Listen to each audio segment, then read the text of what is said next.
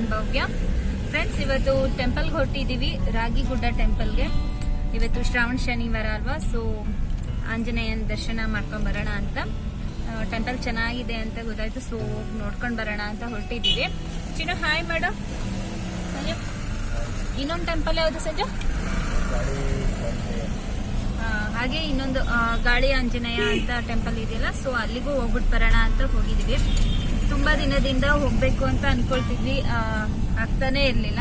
So ಇವತ್ತು ಹೇಗಿದ್ರು ಶ್ರಾವಣ ಶನಿವಾರ ಆಯ್ತಲ್ಲ, ಸೊ ಹಾಗೆ ಹೋಗಿ ನೋಡ್ಕೊಂಡು ಬರೋಣ, ದೇವ್ರ ದರ್ಶನ ಮಾಡ್ಕೊಂಡು ಬರೋಣ ಅಂತ ಹೋಗ್ತಿದೀವಿ. ಬೆಳಿಗ್ಗೆನೆ ಎದ್ದು ಪೂಜೆ ಎಲ್ಲ ಮುಗಿಸ್ಕೊಂಡು ಹೊರಟಿದೀವಿ. ಚಿನ್ನು ಅದಕ್ಕೆ ತುಂಬಾ ಇಷ್ಟ ಈ ತರ ಎಲ್ಲ ಹೋಗೋದಲ್ಲಪ್ಪ. ನಾವೆಲ್ಲ ಹೋಗ್ತಿದೀವಿ ಹೇಳು? ಆಂಜನೇಯ ಮಮ್ಮಿ ನಡಕ ನಿಂಗೆ ಇಷ್ಟನಾ? ನಮ್ ಚಿನ್ನುಗೆ ಈ ತರ ರೌಂಡ್ ಹಾಕ್ಸಿದ್ರೆ ತುಂಬಾ ಇಷ್ಟ. ಒಟ್ನಲ್ಲಿ ಅವನಿಗೆ ರಜಾ ಸಿಕ್ತಾಗೆಲ್ಲ ಎಲ್ಲಾದ್ರೂ ಕರ್ಕೊಂಡು ಹೋಗ್ತಿದ್ರೆ ಫುಲ್ ಹ್ಯಾಪಿ ಆಗಿರ್ತಾನೆ. ನೀನೇನ್ ನಿತ್ಯ ಮಗನ್ ಬಗ್ಗೆ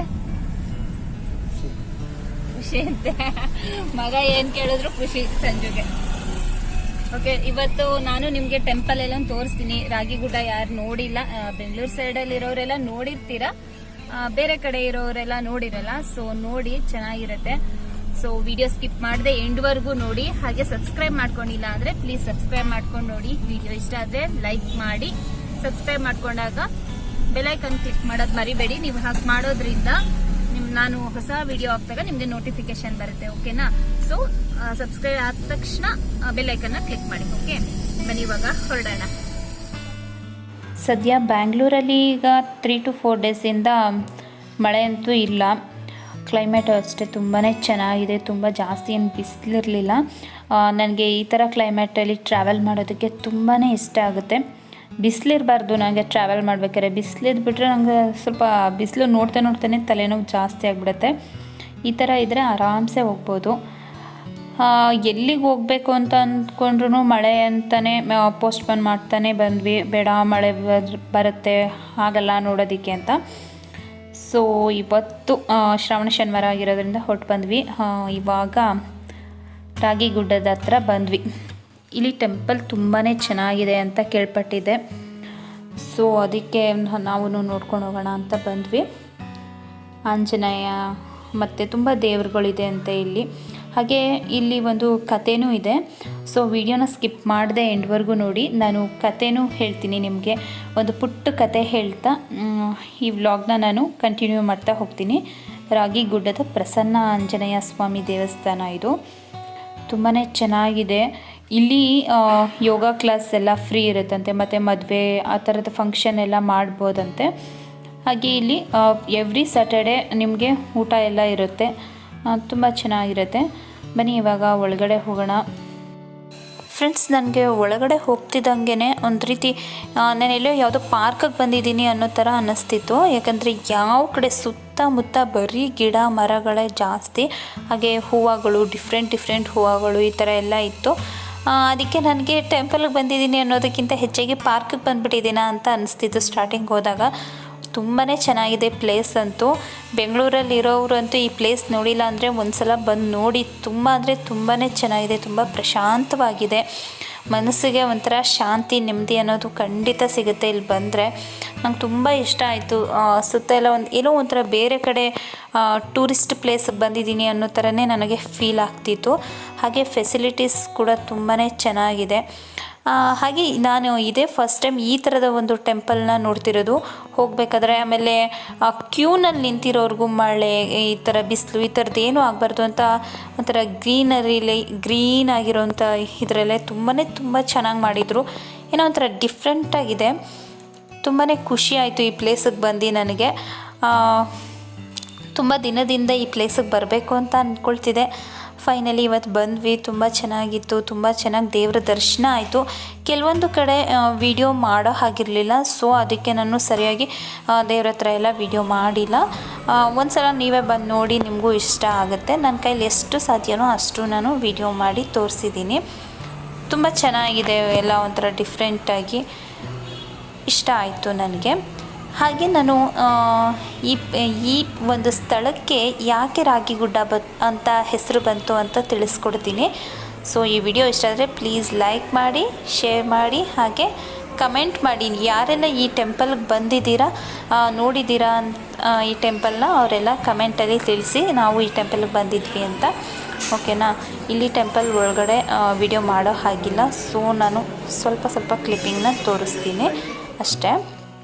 ನಿಮಗೆ ಫಸ್ಟ್ ಹೋಗ್ತಿದ್ದಂಗೆ ಗಣಪತಿ ಇದೆ, ಇಲ್ಲಿ ಗಣೇಶ ಮತ್ತು ರಾಜರಾಜೇಶ್ವರಿ ಟೆಂಪಲ್ ಎಲ್ಲ ಇದೆ ನೋಡಿ. ಇಲ್ಲಿಂದ ನಾವು ಹೋಗಬೇಕು, ಇಲ್ಲಿಂದ ಹೋಗಿ ಅಲ್ಲಿ ಕಾಣಿಸ್ತಿದೆಯಲ್ಲ ಅದ್ರ ಒಳಗಡೆ ಹೋಗಬೇಕು.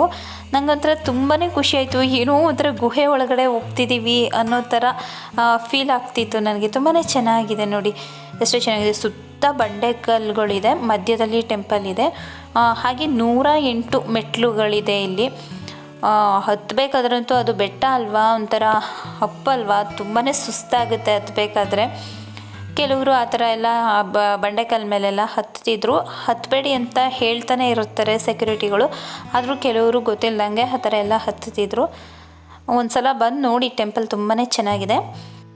ಹಾಗೆ ಈ ಪ್ರದೇಶಕ್ಕೆ ಯಾಕೆ ರಾಗಿಗುಡ್ಡ ಅಂತ ಹೆಸರು ಬಂತು ಅಂತ ನಾನು ಇವಾಗ ಒಂದು ಪುಟ್ಟ ಕತೆ ಮುಖಾಂತರ ತಿಳಿಸ್ಕೊಡ್ತೀನಿ. ತುಂಬ ವರ್ಷಗಳ ಹಿಂದೆ, ಸುಮಾರು ವರ್ಷಗಳ ಹಿಂದೆ ಪಾಳೆಗಾರ ಆಳ್ವಿಕೆ ಇತ್ತಲ್ಲ, ಆ ಕಾಲದಲ್ಲಿ ಪಾಳೆಗಾರ ಸೊಸೆ ಒಬ್ಬರು ಇರ್ತಾರೆ. ಆಕೆ ತುಂಬ ದಾನ ಧರ್ಮಗಳನ್ನೆಲ್ಲ ಮಾಡ್ತಿರ್ತಾರೆ. ಈ ಒಂದು ಪ್ರದೇಶದಲ್ಲಿ ರಾಗಿನ ಯಥೇಚ್ಛವಾಗಿ ಬೆಳೀತಿದ್ರಂತೆ. ಆಗ ಇಲ್ಲೇನು ಕಲ್ಲಾಗಿದೆ ಈ ಬಂಡೆ, ಇದೆಲ್ಲ ಒಂದು 60 ಅಡಿಯಷ್ಟು ರಾಗಿನ ಬೆಳೆದು ಅಲ್ಲೇ ಎಲ್ಲರೂ ಗುಡ್ಡೆ ಹಾಕಿರ್ತಾರಂತೆ. ಅದು ಒಂದು 60 ಅಡಿ ಎತ್ತರದಷ್ಟು ರಾಗಿ ರಾಶಿ ಇರುತ್ತಂತೆ.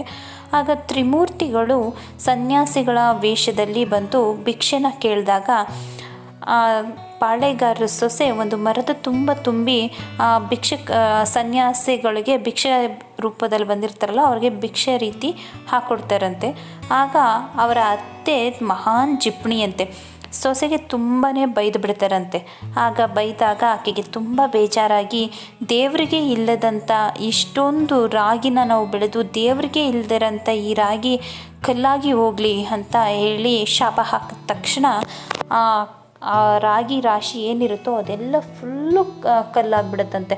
ಹಾಗೆ ಆ ರಾಗಿನ ಪಡೆದಂಥ ಭಿಕ್ಷೆ ರೂಪದಲ್ಲಿ ಪಡೆದಿರ್ತಾರಲ್ಲ ಆ ತ್ರಿಮೂರ್ತಿಗಳು ಸಹ ಒಂದು ಹೊಂಬಣ್ಣದ ರೀತಿಲಿ ಕಲ್ಲಾಗ್ಬಿಡ್ತಾರಂತೆ. ಬ್ರಹ್ಮ, ವಿಷ್ಣು, ಮಹೇಶ್ವರ ಆ ರಾಗಿನ ಏನು ಅವರ ಜೋಳಿಗೆಗೆ ತಗೊಂಡಿದ್ರು ಆ ರಾಗಿ ಸಮೇತ ಅವರು ಸಹ ಕಲ್ಲಾಗ್ಬಿಟ್ರಂತೆ. ಆಗ್ಲಿಂದ ಈ ಒಂದು ಪ್ರದೇಶಕ್ಕೆ ರಾಗಿಗುಡ್ಡ ಅಂತ ಕರೀತಾರೆ ಅನ್ನೋ ಒಂದು ಪುಟ್ಟ ಕತೆ ಇದು. ತುಂಬ ಹಿಂದಿನ ಕಾಲದಿಂದನೂ ಇದನ್ನು ಹೇಳ್ಕೊಂಡು ಬಂದಿದ್ದಾರಂತೆ. ನೋಡಿ, ಇದೇ ರಾಗಿಗುಡ್ಡದ ಆಂಜನೇಯ ಸ್ವಾಮಿ. ಇವಾಗ ದರ್ಶನ ಎಲ್ಲ ಮುಗೀತು, ನಾವು ಕೆಳಗಡೆ ಹೋಗ್ತಿದ್ದೀವಿ. ಕೆಳಗಡೆ ಪ್ರಸಾದ ಎಲ್ಲ ಸಿಗುತ್ತೆ. ಸೊ ನಾವು ಇವಾಗ ಪೂಜೆ ಎಲ್ಲ ಮುಗಿಸ್ಕೊಂಡು ಹೋಗ್ತಾ ಇದ್ದೀವಿ. ನೋಡಿ, ಸುತ್ತ ಬಂಡೆಕಲ್ಲಿದೆ, ಬಂಡೆಯ ಮಧ್ಯದಲ್ಲಿ ಆಂಜನೇಯನ ದೇವಸ್ಥಾನ ಇದೆ. ರಾಜರಾಜೇಶ್ವರಿ, ಆಂಜನೇಯ, ಸೀತಾರಾಮ, ಹಾಗೆ ವಿಘ್ನೇಶ್ವರ ಎಲ್ಲ ಇದೆ ಇಲ್ಲಿ. ನಾನು ಹೇಳಿದ ಈ ಒಂದು ಪುಟ್ಟ ಕತೆ ನಿಮಗಿಷ್ಟ ಆದರೆ ಮರೀದೆ ಲೈಕ್ ಮಾಡಿ, ಹಾಗೆ ಕಮೆಂಟ್ ಮಾಡಿ. ಓಕೆ,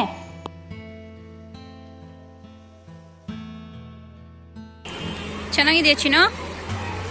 ಪ್ರಸಾದ ಚೆನ್ನಾಗಿದೆಯಾ?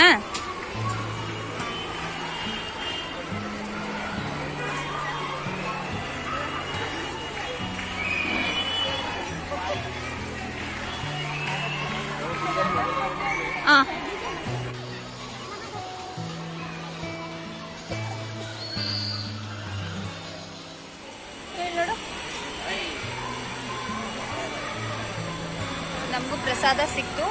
ಹಾಗೆ ಊಟ ಮಾಡ್ಕೊಂಡು ಹೋಗಿ ಅಂತ ಹೇಳಿದ್ದಾರೆ. ಇಲ್ಲಿ ಊಟನೂ ಸಿಗುತ್ತಂತೆ. ಸೊ ಇವಾಗ ಊಟ ಮಾಡ್ಕೊಂಡು ಹೋಗಬೇಕು. ಸಂಜು ಇಲ್ಲೇ ಎಲ್ಲ ಹೋಗಿದ್ದಾರೆ, ಬರ್ತೀನಿ ನೀವು ಪ್ರಸಾದ ತಿಂತೀರಿ ಅಂತ. ಸೊ ಚಿನ್ನೂ ನಾನು ಪ್ರಸಾದ ತಿಂತಿದ್ದೀವಿ. ರಾಗಿಗುಡ್ಡ ಟೆಂಪಲ್ ತುಂಬಾ ಚೆನ್ನಾಗಿದೆ. ಒಂದ್ಸಲ ಎಲ್ಲ ಬಂದು ನೋಡಿ, ತುಂಬ ಅಂದರೆ ತುಂಬ ಚೆನ್ನಾಗಿದೆ. ಚಿನ್ನು ಪ್ರಸಾದಕ್ಕೆ ಪುಳಿಯೋಗರೆ ಕೊಟ್ಟಿದ್ದರು, ಸೊ ತಿಂದ್ವಿ. ಹಾಗೆ ಇಲ್ಲಿ ಪ್ರತಿ ಶನಿವಾರ ಊಟ ಇರುತ್ತಂತೆ. ಸೊ ಇವಾಗ ಊಟ ಮಾಡ್ಕೊಂಡು ಹೋಗೋಣ ಅಂತ ಹೋಗ್ತಿದ್ವಿ. ಅಲ್ಲಿ ಪ್ರತಿಯೊಬ್ಬರು ಸಾರಿ ಹೇಳ್ತಾನೆ ಇರ್ತಾರೆ, ಯಾರು ಭಕ್ತಾದಿಗಳು ಊಟ ಮಿಸ್ ಮಾಡ್ಕೋಬೇಡಿ, ಹೋಗಿ ಊಟಕ್ಕೆ ಹೋಗಿ ಅಂತ. ಹಾಗೆ ಇಲ್ಲಿ ಈ ದೇವಸ್ಥಾನದಲ್ಲಿ ಒಂಥರ ಬೊಫೆ ಸಿಸ್ಟಮು, ನಾವೇ ತಟ್ಟೆ ಎಲ್ಲನೂ ತೊಗೊಂಡೋಗಿ ಅಲ್ಲಿ ಹಾಕ್ಸ್ಕೊಂಡು ಬರೋದು. ಅನ್ನ ಸಾಂಬಾರು ಮತ್ತು ಪಾಯಸ, ಮಜ್ಜಿಗೆ ಇದೆಲ್ಲ ಇತ್ತು. ಅಲ್ಲಿ ಬಡಿಸ್ತಾ ಇರ್ತಾರೆ, ನಾವೇ ಹೋಗಿ ತಟ್ಟೆನ ತೊಗೊಂಡೋಗಿ ಊಟನ ಹಾಕ್ಸ್ಕೊಂಡು ಬರಬೇಕು. ಹಾಗೆ ಊಟ ಆದಮೇಲೆ ಅಲ್ಲೇ ಸೋಪೆಲ್ಲ ಇಟ್ಟಿರ್ತಾರೆ, ನಾವೇ ಆ ತಟ್ಟೆ ಎಲ್ಲನೂ ವಾಶ್ ಮಾಡಿ ಇಟ್ಬಿಟ್ಟು ಬರಬೇಕು. ಊಟ ಮುಗಿಸ್ಕೊಂಡು ಆಚೆ ಬಂದಮೇಲೆ ಸ್ವಲ್ಪ ಟೈಮ್ ಟೆಂಪಲ್ ಹತ್ರನೇ ಕೂತಿದ್ದು ಹೋಗೋಣ ಅಂತ ಕೂತಿದ್ದೀವಿ. ನೋಡಿ ಇಲ್ಲೆಲ್ಲ ಮದುವೆ ಫಂಕ್ಷನ್ಸ್ ಅದೆಲ್ಲ ಮಾಡ್ತಾರಂತೆ. ಇಲ್ಲಿ ವಿದ್ಯಾಭ್ಯಾಸ ಎಲ್ಲ ಫ್ರೀ ಇರುತ್ತಂತೆ, ಮಕ್ಕಳಿಗೆ ಬಡ ವಿದ್ಯಾರ್ಥಿಗಳಿಗೆಲ್ಲ ಫ್ರೀ ಇರುತ್ತೆ ಅಂತ ಹೇಳ್ತಿದ್ರು. ನೋಡಿ ಸುತ್ತ ಮರಗಳು, ಮಧ್ಯದಲ್ಲಿ ಟೆಂಪಲ್, ಎಷ್ಟು ಚೆನ್ನಾಗಿತ್ತು ಗೊತ್ತಾ. ತುಂಬಾ ಮನಸ್ಸಿಗೆ ಒಂಥರ ಹಿತ ಅನ್ನಿಸ್ತಿತ್ತು ನೋಡ್ತಿದ್ರೆ. ಅಷ್ಟು ದೊಡ್ಡ ಬಂಡೆ, ಅದು ಕಲ್ಲಾಗಿ ಹೋಗಿರೋದು, ಅಂದರೆ ರಾಗಿ ರಾಶಿ ಏನಿದೆ ಅದು ಪೂರ್ತಿ ಕಲ್ಲಾಗಿದೆ ಅಂದರೆ ಏನೋ ಒಂಥರ ಖುಷಿ ಆಯಿತು. ನಾನು ಹೋಗಿ ಆ ಬಂಡೆನ ಮುಟ್ಟಬೇಕು, ಅದು ರಾಗಿ ರಾಶಿ ಏನಿತ್ತು ಅದು ಬಂಡೆ ಕಲ್ಲಾಗಿದೆ, ಅದನ್ನು ಮುಟ್ಟಲೇಬೇಕು ಅಂತ ಹೇಳಿದೆ. ಸೊ ಅದಕ್ಕೆ ನಡಿ ಹೋಗೋಣ ಅಂತ ಹೇಳ್ಬಿಟ್ಟು ಸಂಜು, ನಾನು, ಚಿನ್ನು ಎಲ್ಲ ಹೋಗ್ತಿದ್ದೀವಿ. ಒಂದು ಸಲನಾದರೂ ಆ ಬಂಡೆನ ಮುಟ್ಟಿ ನಮಸ್ಕಾರ ಮಾಡಿಕೊಂಡು ಹೋಗೋಣ, ಯಾಕಂದರೆ ಅದು ರಾಗಿ ರಾಶಿ ಆ ಥರ ಆಗಿದೆ ಅಂತ ಹೇಳಿದ್ರಲ್ವ. ಸೊ ಅದಕ್ಕೆ ಹೋಗ್ತಿದ್ದೀವಿ. ತುಂಬಾ ಚೆನ್ನಾಗಿದೆ, ಒಂಥರ ಪ್ಲೇಸು, ಟೂರಿಸ್ಟ್ ಪ್ಲೇಸ್ ಅಂತಲೇ ಹೇಳ್ಬೋದು. ಬೇರೆ ಕಡೆಯಿಂದ ಬಂದವ್ರಿಗೆಲ್ಲ ಹಾಗೆ ಅನ್ನಿಸ್ತದೆ ಕೂಡ. ತುಂಬ ಚೆನ್ನಾಗಿದೆ. ಬೆಂಗಳೂರಲ್ಲಿರೋರಂತೂ ಮಿಸ್ ಮಾಡ್ಕೊಳ್ದೆ ಒಂದು ಸಲನಾದರೂ ಇಲ್ಲಿಗೆ ವಿಸಿಟ್ ಮಾಡಿ. ತುಂಬ ಅಂದರೆ ತುಂಬಾ ಚೆನ್ನಾಗಿದೆ. ಇವ್ರು ಯಾರೋ ಬಂಡೆನ ಮೇಲೆ ಹತ್ತುತ್ತಿದ್ದಾರೆ ಅಂತ ಹೇಳಿ ಚಿನ್ನೂ ಬಂದು ನೋಡಿಕೊಂಡು, ನಾನು ಒಂದು ಸಲ ಟ್ರೈ ಮಾಡ್ತೀನಿ ಅಂತ ಹೋಗ್ತಿದ್ದ. ಅವ್ರ ಪಾಪ ಬೇಡ ಬೀಳ್ತೀಯಾ ಅಂತ ಕರೆದ ತಕ್ಷಣ ಆಮೇಲೆ ಬಂದುಬಿಟ್ಟ. ಅವನು ನಾನು ಹತ್ತೀನಿ ಅಂತ ಹೋಗ್ತಿದ್ದಾನೆ ನೋಡಿ. ತುಂಬ ಚೆನ್ನಾಗಿದೆ. ಫೋಟೋಸ್ ಎಲ್ಲ ತೊಗೊಂಡ್ವಿ ನಾವು. ತುಂಬ ಚೆನ್ನಾಗಿತ್ತು ಪ್ಲೇಸು, ತುಂಬ ಇಷ್ಟ ಆಯಿತು.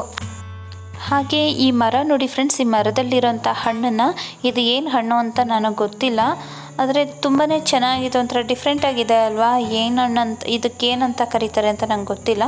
ಗೊತ್ತಿರೋರು ಯಾರಾದರೂ ಕಮೆಂಟಲ್ಲಿ ತಿಳಿಸಿ ಅದಕ್ಕೆ ಏನಂತ ಹೆಸರು ಅಂತ ಹಣ್ಣಿಗೆ. ಓಕೆ. ಹಾಗೆ ನಾವು ಈ ಟೆಂಪಲ್ಲೆಲ್ಲ ಮುಗಿಸ್ಕೊಂಡು ಇವಾಗ ಗಾಳಿ ಆಂಜನೇಯ ಟೆಂಪಲ್ಗೆ ಹೋಗಬೇಕು ಅಂತ ಅಂದ್ಕೊಂಡಿದ್ದೀವಿ. ಬಿಕಾಸ್ ಚಿನ್ನು ಯಾಕೋ ರಾತ್ರಿ ಟೈಮೆಲ್ಲ ಬೆಚ್ಚ ಬೀಳೋದು ಎಲ್ಲ ಆ ಥರ ಎಲ್ಲ ಮಾಡ್ತಿರ್ತಾನೆ. ಗಾಳಿ ಆಂಜನೇಯ ಟೆಂಪಲ್ಗೆಲ್ಲ ಮಕ್ಕಳನ್ನ ಆ ಥರ ಕರ್ಕೊಂಡೋದ್ರೆ ತುಂಬ ಒಳ್ಳೆಯದಂತೆ. ಸೊ ಅದಕ್ಕೆ ನಾನಂತೂ ಅವನಿಗೆ ಒಂದು ಸಲನೂ ಯಂತ್ರ ಆ ಥರದ್ದೇನೂ ಹಾಕ್ಸಿದ್ರೆ ಒಳ್ಳೇದಂತೆ. ಸೊ ಇವಾಗ ಅಲ್ಲಿಂದ ಗಾಳಿ ಆಂಜನೇಯ ಟೆಂಪಲ್ಗೆ ಬಂದಿದ್ದೀವಿ.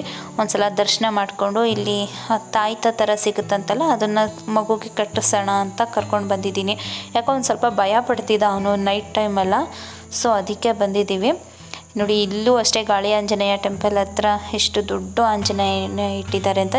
ಈ ಟೆಂಪಲ್ಲು ಅಷ್ಟೇ ತುಂಬ ಅಂದರೆ ತುಂಬಾ ಚೆನ್ನಾಗಿತ್ತು. ಹಾಗೆ ಇಲ್ಲಿ ವೆಹಿಕಲ್ಸ್ನೆಲ್ಲ ತುಂಬ ಜನ ತಂದು ಪೂಜೆ ಎಲ್ಲ ಮಾಡಿಸ್ಕೊಂಡು ಹೋಗ್ತಾರಂತೆ. ಒಂದು ಕೆಟ್ಟ ದೃಷ್ಟಿ ಬೀಳಲ್ಲ ಅಂತ ಒಂದು ನಂಬಿಕೆ. ಇಲ್ಲೂ ಅಷ್ಟೇ ಸೀತಾರಾಮ ಹಾಗೆ ಸತ್ಯನಾರಾಯಣ ಸ್ವಾಮಿ ಎಲ್ಲ ದೇವರುಗಳು ಇದ್ದಾರೆ ಇಲ್ಲಿ. ಗಣೇಶ ಇರ್ಬೋದು, ಪ್ರತಿಯೊಂದು ದೇವರು ಇಲ್ಲೂ ಸಹ ಇದೆ. ಇಲ್ಲೂ ಸಹ ಟೆಂಪಲ್ ಎಲ್ಲ ತುಂಬಾ ಚೆನ್ನಾಗಿದೆ. ಆಂಜನೇಯನಿಗೆ ತುಂಬಾ ಹೆಸರಿದೆ. ಪವನಪುತ್ರ, ವಾಯುಪುತ್ರ, ಕೇಸರಿಪುತ್ರ, ಈ ರೀತಿಯೆಲ್ಲ ಹೆಸರಿದೆ ಹನುಮಂತ ಅಂತ. ಇಲ್ಲಿ ವಾಯುಪುತ್ರ ಆಗಿರೋದ್ರಿಂದ ಈ ದೇವಾಲಯಕ್ಕೆ ಗಾಳಿ ಆಂಜನೇಯ ಅಂತ ಕರೀತಾರಂತೆ.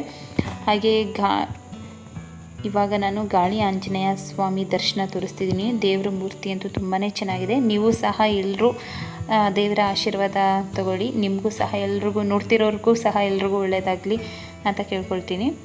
ಹಾಗೆ ಇಲ್ಲಿ ತಾಯ್ತ ತಗೊಳ್ಳೋಂಥ ಜಾಗ ಇದು. ಇಲ್ಲಿ ನೋಡಿ ಎಷ್ಟೊಂದು ಜನ ನಿಂತಿದ್ದಾರೆ ತಾಯ್ತ ತಗೊಳ್ಳೋದಕ್ಕೆ. ನಾನು ಇದೇ ಫಸ್ಟ್ ಟೈಮ್ ಚಿನ್ನುಗೆ ಹಾಕ್ಸ್ತಿರೋದು. ಹಾಕ್ಸೋಣ ಒಳ್ಳೆಯದಾಗುತ್ತೆ ಅಂದರೆ ಏನಕ್ಕೆ ಹಾಕ್ಸ್ಬಾರ್ದು ಅಂತ ಹೇಳಿ ತಗೊಳ್ಳೋಕ್ಕೆ ಅಂತ ಬಂದಿದ್ದೀವಿ.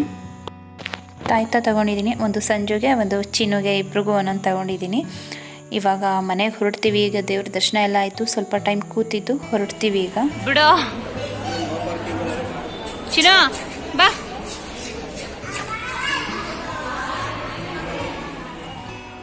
ಇವಾಗ ಮನೆಗೆ ಬಂದ್ವಿ. ಮನೆಗೆ ಬರ್ತಿದ್ದಂಗೆ ನಮ್ಮ ಚಿನ್ನು ಆಟ ಆಡೋದಕ್ಕೆ ಸ್ಟಾರ್ಟ್ ಮಾಡಿಬಿಟ್ಟಿದ್ದಾನೆ. ಓಕೆ ಫ್ರೆಂಡ್ಸ್, ಈ ವ್ಲಾಗ್ನ ನಾನು ಇಲ್ಲಿಗೆ ಎಂಡ್ ಮಾಡ್ತಾಯಿದ್ದೀನಿ. ಈ ವ್ಲಾಗ್ ನಿಮ್ಗೆ ಇಷ್ಟ ಆಗಿದ್ರೆ ಪ್ಲೀಸ್ ಲೈಕ್ ಮಾಡಿ, ಶೇರ್ ಮಾಡಿ, ಕಮೆಂಟ್ ಮಾಡಿ.